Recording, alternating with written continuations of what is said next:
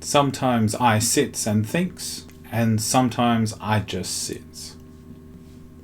The title of this week's post is widely attributed to A.A. Milne's Winnie the Pooh, but it does accurately describe a reality that I'm only too accustomed to. I also find it to be a hilarious addition to the back of anyone's toilet door. I mean, in days gone by, that was one of the few go-to places where people felt they could get some peace and quiet to themselves. Now, however, most people just scroll their phones to pass the time, numbing us to the idea that we're even sitting or thinking. It seems the modern person struggles with their ability to sit still and think, or as Blaise Pascal said, all of humanity's problems stem from man's inability to sit quietly in a room alone. I admit I like to meditate and contemplate more than your average bear. So naturally I have an affinity for sitting and thinking. Cafes are my local hunting ground for the times I want to sits and thinks. They are great places for introspection and watching the world go by. You can be there by yourself or with someone else or a book, with each having different effects on your experience. Even the simplest of things right in front of you can bring you wonder if you remain curious. I prefer cafes to bars or pubs, as the latter can get quite noisy, which is usually followed by the saying, "I can't even hear myself think." Or maybe it is the alcohol that makes it difficult to think, or sit properly. Although, sometimes you can get fortunate, and the wine and the whiskey wandering can shed a whole new light on things. What is it they say about drunk people and truth-telling? When I'm at the cafe though, the sad thing is that there's so many people who aren't engaging with the world.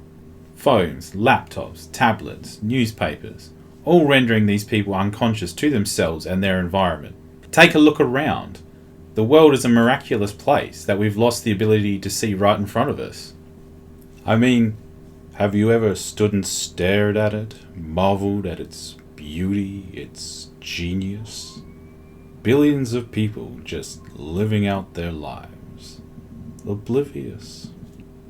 Okay, well, we don't have to go the full Agent Smith, but perhaps we can share in his revelation. Anyway, enough of the Matrix quoting, otherwise we'll all end up in an existential crisis. People live such chaotic and busy lives now that it's almost like they feel obligated to cram as much into their days as possible and then use mindless distractions to numb the pain and dread of their existence. Yeah, what was it that I said about inducing an existential crisis? The constant need to be stimulated is a problem that has exacerbated in modern times and greatly hinders our ability to sit and think.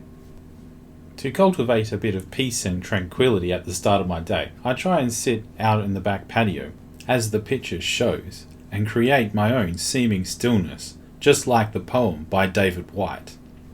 One can learn to take time, slow down for a moment, and create some space for peace, tranquility, and pondering in amongst their lives.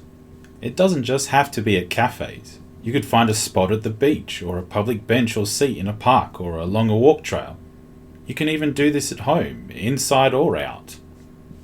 Your exercise this week is to try and find 15 minutes to sits and thinks, or just sits, in a place that is conducive for such an activity. I'll leave you with these two quotes which highlight the importance of being able to do this. Boredom is the root of all evil, the despairing refusal to be oneself, wrote Soren Kierkegaard. Or in the words of Plato, ignorance is the root and stem of all evil.